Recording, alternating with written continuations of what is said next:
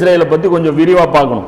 ஏன்னா இந்த கிரேட்டர் இஸ்ரேலை பத்தி நிறைய முன்னறிப்பு இருக்கு. அதுவும் அந்த அவங்களுடைய அஜெண்டா இருக்குல்ல, அதுவும் சேர்த்து பார்த்தாதான் நிறைய விஷயம் புரியும். ஏன்னா அது நடக்க போற விஷயம், இது ரொம்ப இம்பார்ட்டன்ட். இன்னைக்கு இது நடந்துட்டு இருக்கிற இந்த கொரோனா போரியான விஷயங்கள் கூட என்னது, அதுக்காக வைக்கப்பட்ட ஒரு மூவ். செஸ் போர்டு இருக்கும், ராஜா அங்க இருப்பான், ராஜா இருப்பான், ஒரு லைன் இருக்கும், நடுவில் சிப்பாய்கள் இருக்கும், இந்த பக்கம் இருக்கும். இந்த பக்கம் நான் ஒரு சிப்பாய் எடுத்து இப்படி வைப்பேன். என் டார்கெட் என்ன, சிப்பாய் நவுத்துறதா? ராஜாவுக்காக அந்த ராஜாவை வந்து செக் வைக்கணும். அது வரைக்குமான ஸ்டெப்ஸ் நோசிட்டு இருப்பேன். அப்ப அந்த மாதிரி ஒரு மூவ் தான் என்னது இப்ப வச்சிருக்கிற இந்த மூவ். இப்போ இந்த மாதிரி ஒரு நோய் வந்து தொற்று நோய் மூலமாக ஒரு விஷயம் வந்து இப்போ நடந்துட்டு இருக்குல்ல உலகத்துல. ஒரு சாதாரண வந்து இந்த அளவுக்கு பாதிப்புக்கு ரியாக்ட் பண்ணக்கூடிய மக்களை நம்ம உலகத்தையே ஸ்தம்பிக்க வச்சிருவோமா ஒரு நோய்க்காக? இது பின்னாடி இருக்கிற மூவ் என்னங்கிறது பேசுறேன். ஏதாவது சொல்றேன், இனி வாழ்க்கை இப்படிதான் இருக்க போகுது. நம்ம பயிற்சி எடுத்துக்கணும் மனதளவில். இந்த 21 நாள் கலந்த உடனே மறுபடியும் வந்து தேனாறு பாலாறுலாம் கிடையாது. அப்போ இது எல்லாமே கிரேட்டர் இஸ்ரேல் அஜெண்டாவை நோக்கிய முதல் ஸ்டெப் தான் இது. இது தாபத்துல் அர்துடைய ஒரு செயல் தான் இது. இன்னைக்கு நீங்க வீட்டில் உட்காந்துட்டு இருக்கிறதுக்கு காரணம் யாரு? இந்த மிருகம். அது எப்படி அதெல்லாம் வரும், அது ஸ்டெப் பை ஸ்டெப்பா எல்லாமே லிங்க் ஆகும் கடைசியா. அது பார்த்தீங்கன்னா கிரேட்டர் இஸ்ரேல்னா என்ன? அகண்ட பாரதம் நம்ம கேள்விப்பட்டிருக்கோம்ல, இந்தியா, பாகிஸ்தானு, பங்களாதேஷ், இது எல்லாமே உள்ளடக்கி ஒரே பாரதம். இதுக்கு பேர் என்னது? அகண்ட பாரதம். இது யாருடைய கனவு?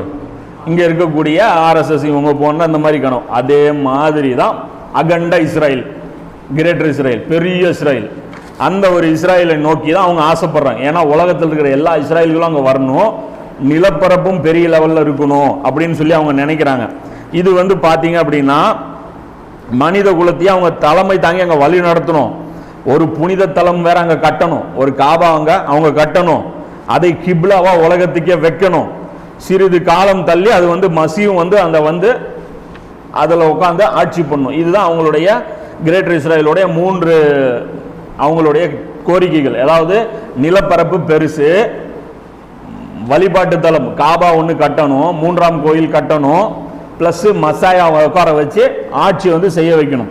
இது பார்த்தீங்க அப்படின்னா பைபிளில் வந்து முன்னறிவிப்பு அவங்களுக்கு கொடுக்கப்பட்டிருக்கு. அல்லாஹ் இது கொடுத்தானான்னு கேட்டால் ஆமாம் கொடுத்துருக்கான். ஆனால் அது எப்போனா நல்லபடியாக நடந்துக்கும் போது தான்.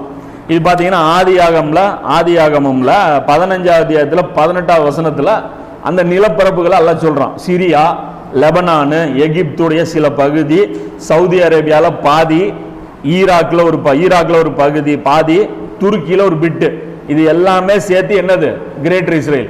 இப்போ இதற்காகத்தான் 3ஆம் உலக போர் நடக்கும். இது இங்கே வாழ்ந்துட்டு இருக்கிற முஸ்லீம்கள்லாம் சாவாங்க. அப்போ அது கொல்லும் போது நடந்துக்கும்ல, அதுதான் மிருகம். அந்த மிருகத்தை என்ன நினைச்சுக்கிறாங்க? நல்ல மிருகம்னு நினைச்சிருக்காங்க. அது நம்ம ஜமாத்து சார்பாக தாவா செய்யும். நம்ம ஜமாத்து தாயி, மாநில பேச்சாளர் தாயி மிருகம் அவர்கள், மாண்புமிகு மிருகம். இப்படி கிடையாது. அந்த மாதிரிலாம் மிருகம் பேசுகிற ஆடியோ கேசட் நம்ம வித்துடலாம். மிருகம் 18க்கும் மேற்பட்ட தலைப்பில் பேசி இப்படிலாம் பேசாது. மிருகம் சுழு கெடுக்கிறதுக்கு வருது. நமக்கு மிருகம் வந்து நமக்கு நல்ல மிருகம் கிடையாது, அது கெட்ட மிருகம். அது கொல்றதுக்காக அல்லாஹ் அனுப்புறான். அப்ப இதை வந்து அல்லாஹ் சொல்றான், இவ்வளவு பெருசா அவங்களுக்கு நாடு வேணும். அவங்க அதை மேப் வச்சிருக்காங்க. கிரேட்டர் இஸ்ரேல் நம்ம சொல்றதுல அது எப்படி அப்படின்னீங்கன்னா, கிரேட்டர் இஸ்ரேல் கூகுள் டைப் பண்ணு, அவங்களே ஒரு மேப் வச்சிருக்காங்க. எத்தனை மேப் இருக்கு நீங்களே பாரு. அது அவங்க இஸ்ரேலுடைய சட்டசபைக்கு போனீங்கன்னா, கென்னசெட் அப்படிங்கிறது அவங்களுடைய சட்டசபை. அந்த பார்லிமெண்ட், இந்த பார்லிமெண்ட்ல பாத்தீங்கன்னா ஒட்டி வச்சிருந்தாங்க. நம்ம பார்லிமெண்ட்லயே உள்ள இதுதான் எங்களுடைய வருங்கால மேப். இன்னைக்கு மேப் இல்ல, வருங்காலம் இவனு வச்சிருக்கான்ல, இப்ப இங்க இருக்கிறவங்க வச்சிருக்காங்க அகண்ட பாரதம்ட்டு. அந்த மேப் அவங்ககிட்ட கேட்டு பாருங்க. அப்ப அது மாதிரி கிரேட்டர் இஸ்ரேல் மேப் அவன் வச்சிருக்கான். அப்ப அந்த பகுதி வந்து பைபிள்ல வந்து அல்லாஹ் அவங்களுக்கு கொடுத்ததா ஒரு வாக்குறுதி வந்து இருக்கு. அதே மாதிரி அதாவது இப்ராஹிம் நபிக்கு அது வாக்குறுதி கொடுத்ததா எந்த இடத்துல இருக்குன்னு பாத்தீங்கன்னா, ஆதியாகமம்ல இப்ராஹிம் நபிட்டு அல்லாஹ் சொல்றான், அந்த வாக்குறுதியாவே கொடுக்குறான். அதே மாதிரி யாத்ராமகம்ல பாத்தீங்க அப்படின்னா 23ஆம் அத்தியாயத்துல 31, 32, 33ல மூசா நபிக்கு இந்த வாக்குறுதி கொடுக்குறான். மூசா நபிக்கும் இது கொடுக்குறான். இதே பாத்தீங்க அப்படின்னா குர்ஆனும் வந்து இது ஒத்துக்குது. இப்படி மூசா நபிக்கு அந்த புண்ணிய பூமி ஜெருசலம் எல்லாம் கொடுத்தானான்னு கேட்டா ஆமா கொடுத்தான்னு.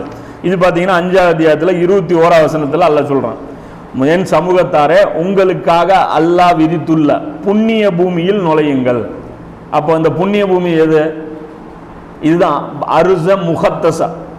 அர்ஸுங்கிறது பூமி, புண்ணியம்ங்கிறது முகத்தஸ்.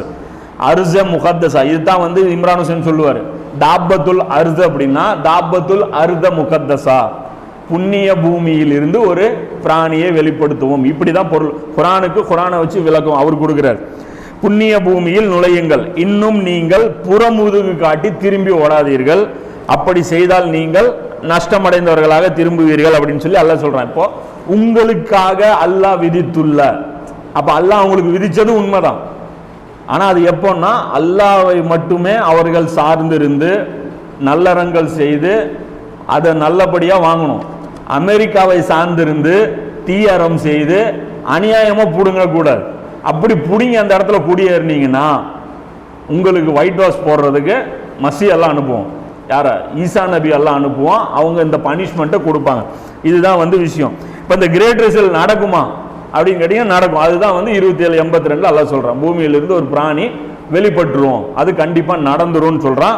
இது ஹதீஸ்லயும் பாத்தீங்கன்னா ஒரு விளக்கம் இருக்கு. அதான் அந்த பைத்துல் முகத்தஸின் எழுச்சி மதீனாவின் வீழ்ச்சிக்கான நேரமாகும். பைத்துல் முகத்தஸ் எழுச்சி பெறுவது மதீனாவை வீழ்த்தி விடும். மதீனாவின் வீழ்ச்சி பெரிய போருக்கான நேரமாகும். பெரிய போர் கான்ஸ்டான்டின் நோபிலின் வெற்றிக்கான நேரமாகும். கான்ஸ்டான்டின் நோபிலின் வெற்றி தஜ்ஜாலின் வெடிப்பழுதனுக்கான நேரமாகும். அப்ப சீக்வன்ஸ் வந்துருச்சு பாருங்க. நபி ஸல்லல்லாஹு அலைஹி வஸல்லம் அவர்கள் அந்த ஹதீஸ் சொல்றாங்களா, பைத்துல் முகத்தஸுடைய எழுச்சி மதீனாவுடைய வீழ்ச்சிக்கு நேரமாகும். அப்போ மதீனாவுடைய எண்டு வரைக்குமே அவங்க பிடிச்சிருவாங்க அப்படிங்கிறதும் இதுல இருந்து ஒரு புறப்பட பார்க்க முடியும். மதீனாவுடைய வாசல் வரைக்குமே இஸ்ரேலுடைய கவர்மெண்ட் வந்துடும். தஜ்ஜால் மதீனாவுடைய வாசல் வரைக்கும் வந்துருவான்னு இருக்குல்ல, தஜ்ஜால் மதீனாவுடைய வாசல் வரைக்கும் வந்துருவான். அதுக்கப்புறம் வானவர்கள் ப்ரொடெக்ட் பண்ணிடுவாங்கன்ட்டு. அப்போ கிரேட்டர் இஸ்ரேல் அஜெண்டால அவங்க இது வரைக்குமே அவங்க கணக்கு போட்டு வச்சிருக்கிறாங்க.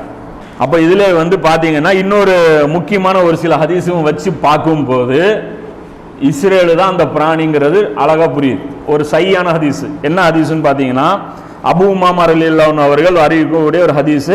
இது சையான தரத்தில் இருக்கு. முஸ்னத் அஹமதுல 22,664.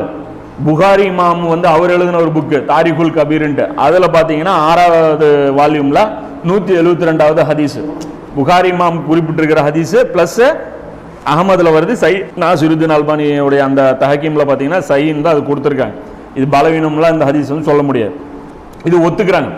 சலஃபி ஆலிம் ஒரு ஆள் யூடியூப்ல ஒரு பயான் அப்லோட் பண்ணியிருக்கிறார் பிராணியை பத்தி.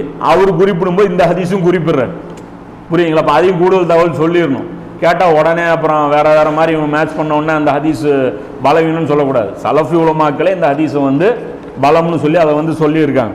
ஒரு பிராணி வெளிப்படும், நபி ஸல்லல்லாஹு அலைஹி வஸல்லம் சொல்றாங்க, ஒரு பிராணி வெளிப்படும், அது மனிதர்களின் மூக்கின் மீது ஒரு அடையாளம் போடும், அவர்கள் நீண்ட நாள் வாழ்வார்கள். ஒரு மனிதர் ஒட்டகம் ஒன்றை வாங்குவார், அவரிடம் வேறு ஒருவர் கேட்பார், நீ யாரிடம் இருந்து இந்த ஒட்டகத்தை வாங்கினாய் என்று. அதற்கு அவர் கூறுவார், முத்திரை வைத்திருந்த ஒருவரிடம் இருந்து நான் இதை வாங்கினேன். அந்த பிராணி ஒரு முத்திரை போடும். அந்த முத்திரையை வச்சதுக்கு அப்புறம் ஒரு ஆள் ஒட்டகம் வாங்குவாரு, ஒரு ஆள் கேட்பாரு, ஏப்பா யார்கிட்டப்பா ஒட்டகம் வாங்கினேன்ட்டு. இந்த முத்திரை வச்சிருந்த ஒரு ஆள்கிட்ட நான் வாங்கினேன் அப்படின்னு சொல்லி அந்த பிராணி பேசுங்கிற. அப்ப இவ்வளவுதான் இந்த டீட்டெயில் இருக்கு. அப்ப இதுல என்ன புரிஞ்சுக்க முடியுதுன்னு பாத்தீங்கன்னா, எல்லா மனிதர்கள் மீதும் அது முத்திரை போடும் சொல்லி யார் சொல்றான்? அல்லாஹ்வுடைய தூதர் சொல்றாங்க. இன்னைக்கு ஒரு ரவுடி கும்பல் எல்லார் மேலேயும் முத்திரை போட முடியுமா? எல்லாரையும் கம்பல் பண்ணி ஒரு சீல் வைக்க முடியுமா? ஒரு மத கும்பல் எல்லா மேலேயும் முத்திரை போட்டு ஒரு சீல் வைக்க முடியுமா? அந்த மதத்தை பின்பற்றவனுக்கு மட்டும்தான் முத்திரை வைக்க முடியும். யாருனால எல்லார் மேலேயும் வலுக்கட்டாயமாக இன்னைக்கு சீல் வைக்க முடியும்? யாருனால முடியும்? அரசாங்கத்தினால தான் முடியும். புரியுதா இல்லையா? அப்போ அந்த பிராணி அரசாங்கம் தான் நம்ம குறிப்பிடுறது மேட்ச் ஆகுதா இல்லையா? மனிதர்கள் எல்லாரையும் கம்பல் பண்ணி, நீ முஸ்லீமா இரு, கிறிஸ்டினா இரு, காஃபிரா இரு, நாத்திகனா இரு, என்னவா வேணாலும் இருந்துட்டு போ, முத்திரை வாங்கிக்கோ, முத்திரை நீ வச்சே ஆகணும் அப்படின்னு வைக்க முடியும்னா அது யாருனால முடியும்? எல்லாருக்கும் ஆதார் அட்டை அவசியம்னு யாருனால சொல்ல முடியும்? எல்லாருக்கும் டாக்குமெண்ட் வேணும்னு யாருனால சொல்ல முடியும்? என்ஆர்சி எல்லாருக்கும் வேணும்னு யாருனால சொல்ல முடியும்? புரியுதா இல்லையா? அப்ப அந்த முத்திரை எது தொடர்பான முத்திரை? மனித வாழ்க்கையில 1008 டிபார்ட்மெண்ட் இருக்கு. இது எந்த டிபார்ட்மெண்ட் ரசூலா பேசுறேன்? விற்கிறதும் வாங்கிறதும். புரியுதா இல்லையா? அப்போ விற்கிறது வாங்கிறது தனிநபரோ ஒரு மத குரு டிசைட் பண்ற விஷயமா இல்ல கவர்மெண்ட் அத்தாரிட்டி டிசைட் பண்ற விஷயமா? இன்னைக்கு அந்த சீல் இருந்தால் தான் உன்னால் வாங்க முடியும். பேன் கார்டு இருந்தால் தான் உங்களால் ரிஜிஸ்டர் பண்ண முடியும். புரியுதா இல்லையா? சொல்கிறது அளவு புரியுதா இல்லையா? அது என்ன விஷயம் ரசூலா எதை பேசுகிறாங்கன்னு புரியுதா இல்லையா? ஒருத்தன் ஒரு வண்டி, அது ஒட்டகம்னா ஒரு வண்டின்னு வச்சுங்க, ஒருத்தன் கார் வாங்குறான். கார் யார்கிட்ட வாங்கின? டீலர் யார்? அவன்ட்டு இருக்கு. வெறும் ஆன்லைன் பேமெண்ட்டுன்னு ஆயிடுச்சு. இப்போ 1000 ரூபா நோட்டு செல்லாதுங்க. 1000 ரூபா நோட்டு வச்சுருக்க எவனாவது வியாபாரம் பண்ண முடியுமா? அதே அடுத்து ரூபா நோட்டு செல்லாதுன்ட்டானா எவனாலும் ரூபா நோட்டு வச்சுட்டு வியாபாரம் பண்ண முடியுமா?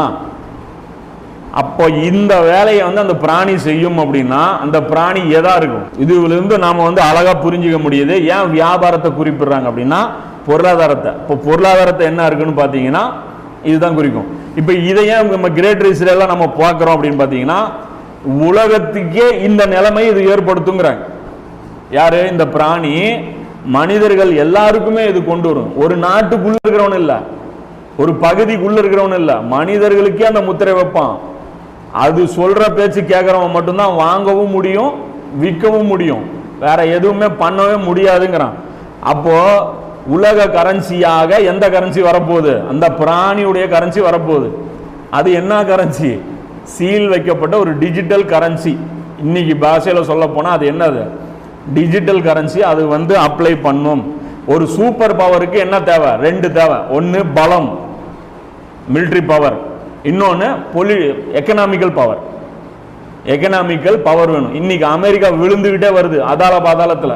இன்னைக்கு அந்த கொரோனா வைரஸ் மூலமாக அமெரிக்காவுடைய பொருளாதாரம் எங்க போயிட்டு இருக்கு? அதால பாதாளத்தை நோக்கி போயிட்டு இருக்கு. கச்சா எண்ணெயும் விழுந்துட்டு வருது கிடு கிடு கிடு கிடுன்ட்டு. டாலரும் இறங்கிருச்சு. இந்தியாவுடைய ஷேர் மார்க்கெட் அவுட்டு, அமெரிக்காவுடைய ஷேர் மார்க்கெட் அவுட்டு, சைனாவுடைய ஷேர் மார்க்கெட் அவுட்டு, எல்லாமே காலி ஆயிட்டு வருது. அப்போ அடுத்தது டாலரை வச்சு தான் இன்னைக்கு எல்லாருமே உலக கரன்சி என்ன எதை வச்சு பிரிண்ட் பண்ணிட்டு இருக்கான். இந்தியாவில் கரன்சி, அதாவது அந்த கரன்சியுடைய சைத்தானின் கரன்சின்னு பயான் பேசியிருக்கேன்ல, அதில் டீட்டெயிலாக சொல்லியிருப்பேன் பாருங்க. கோல்டை வச்சு ஒரு காலத்தில் கோல்டு எவ்வளோ இருக்கும் உங்ககிட்ட, அந்த அளவுக்கு உங்கள் நாட்டு ரூபா நோட்டு நீங்கள் அச்சடிக்கலாம். அடுத்தது என்ன கொண்டு வந்தான்? கோல்டு இடத்துல டாலர் கொண்டு வந்தான். டாலருக்கு பேக்கப்பில் என்ன இருந்துச்சு? கோல்டு இருந்துச்சு. இப்போ இந்த இது சீட்டு கட்டு விளாட்ற மாதிரி அந்த ஸ்ட்ரைக்கர் வச்சுட்டு இந்த டப்பால இப்போ 3மே எடுக்கலாம், எதுவுமே காணும், வெறும் டப்பா வச்சு ஊட்டிட்டு இருக்கிறோம். இப்போ நீ பேப்பர் கரன்சிக்கு பொறுத்த வரைக்கும் அதுக்கு அடிப்படையே கிடையாது. அது இன்னைக்கோ நாளைக்கோ அதுக்கு சமாதி கட்ட வேண்டிய தேவை இருக்கு. அதுக்கு கிடைச்ச மிகப்பெரிய டூல் எது? வைரஸ். இந்த வைரஸ்னால இது தின்றுச்சு. இந்த தாபத்துனாரு தின்றுச்சு. எதை? இந்த கரன்சி எது தின்றுச்சு? கரோனாங்கிற அந்த தாபத்துள்ளாருது தின்னு அரிச்சிருச்சு, சாப்பிட்டுருச்சுப்பா, காணும்பா. ஒரு மாதம் நீங்கள் வீட்டுக்கெல்லாம் போகலையா? ஆமாங்க.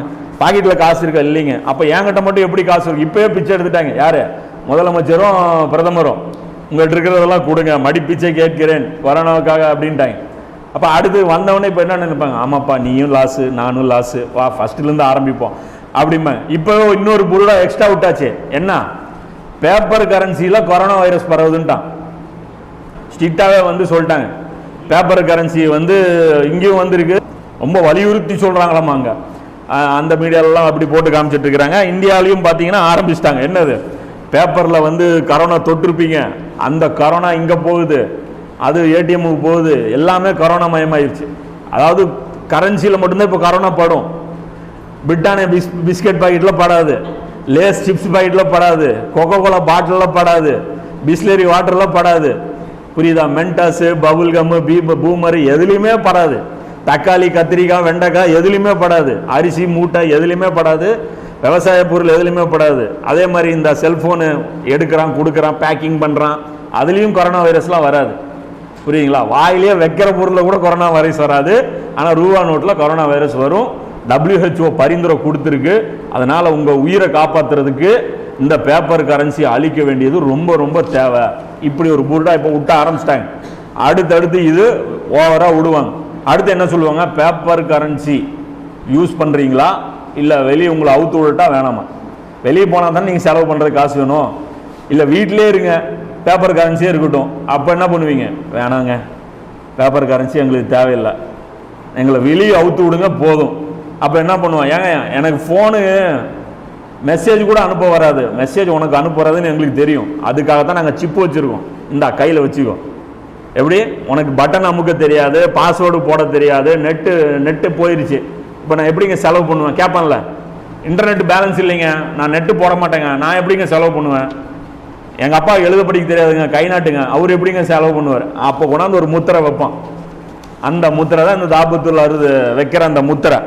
அப்படி அதை வச்சிருச்சுன்னா என்ன ஆகும்? கேட்கறதுக்கு நல்லா இருக்கும், ரொம்ப அழகா இருக்கும், ஈஸியாக தெரியும், இருந்துட்டு போகுது, ஒரு பெனிஃபிட் தானே. கேட்டால் என்னம்மா, நம்ம ஆலிம்கள் ஒவ்வொருத்தரும் ஆரம்பத்திலேருந்து இந்த தங்கம் வெள்ளி நாணயம் இருந்துச்சு, அதுலேருந்து பேப்பர் கரன்சி வரும்போது உலமாக்கள் என்ன எளிமைப்படுத்துவதற்காக இதை செஞ்சாங்க. லேஸ் ஈஸி அப்படின்னா இதில் இருக்கிற பின்னாடி இருக்கிற சூழ்ச்சி உங்களுக்கு தெரியல. ஏன்னா ஒரு கண்ணு அவுட்டு, பின்னாடி இவங்க என்ன சூழ்ச்சி பண்ணாங்கிறது தெரியாது. இப்போ அடுத்து இன்னும் லேஸு பேப்பர் கரன்சி வந்ததுனால தான் நாமெல்லாம் என்ன ஆனோம்? ஏழை நாடுகள், பிச்சைக்கார நாடு ஆனோம். ஏன்னா என்ன, 70க்கு 1 பேப்பர் கரன்சி வந்தா 2000க்கு 1, 2000 ரூபா கொடுத்தா ஒரு டாலரு, 70 ரூபா கொடுத்தா ஒரு டாலரு. இந்த நிலைமையில தான் இன்னைக்கு வந்து உலக நாடுகளில் எங்க விளைச்சல் அதிகமாக இருக்கும் அந்த நாடுகளெல்லாம் ஏமாத்தி வறுமை நாடுகளாக ஆக்குனாங்க. இப்போ இதுல வந்துட்டாங்கன்னா சுத்த சோழின்னு அர்த்தம். ஒரு 6 மாசத்துக்கு இவங்க நல்லவங்களா இருப்பாங்க, 6 மாசம் ஒரு வருஷத்துக்கு சலுகையெல்லாம் கொடுப்பாங்க. 15% சலுகை, 20% தள்ளுபடி. பாய் இது பெனிஃபிட்டுங்க பாய், நீங்க பிரச்சனையே கிடையாதுங்க பாய். பேப்பர்ல கூட பாருங்க, பாக்கெட்ல பணம் இருந்துச்சுன்னா கூட நான் வீட்டில் வச்சுட்டு வந்துட்டேன் அப்படி இப்படிங்களேன். மொபைல் ஃபோன்னா கூட தேவையில்லைங்க, சார்ஜ் போடணும், பேட்டரி ரீசார்ஜ் பண்ணணும், கையிலே இருந்துச்சுங்க பாய் சிப்பு, ஒன்றும் பிரச்சனை இல்லைங்க. நேராக போனேன், இப்படி வச்சேன், டிடெக்ட் ஆயிடுச்சு, ஒரு ரெசிப்ட் கொடுத்தான், வேலையே இல்லை, வந்துகிட்டே இருக்கேன் ஜாலி அப்படிமா. பிரச்சனை என்ன ஆயிடுது பின்னாடி சொல்றேன். அது என்னன்னா திருட்டு பயம் இல்லைங்க. எப்படிங்க திருட முடியும்? என் காசு என்கிட்ட, அவன் காசு அவங்கிட்ட அப்படின்னு நினைச்சிட்டு இருப்பீங்க. ஆனா இதுக்கு பின்னாடி வந்து பெரிய பிரச்சனை. இப்போ இதுல என்னன்னா, இந்த கரன்சி இது எல்லாமே எடுத்துக்க, இந்த அடக்குமுறை எல்லாமே எடுத்துக்கிட்டீங்கன்னா மக்களுடைய உழைப்பை சுரண்டது தான். மக்கள் கஷ்டப்பட்டு உழைப்பான், அவங்ககிட்ட இருந்து உழைப்பை என்ன பண்ணுவான், மேலே உட்காந்துக்கிட்டு அவன் சுரண்டிடுவான். அதுதான் வந்து ஜுலும், அநியாயம் வந்து அதுதான்.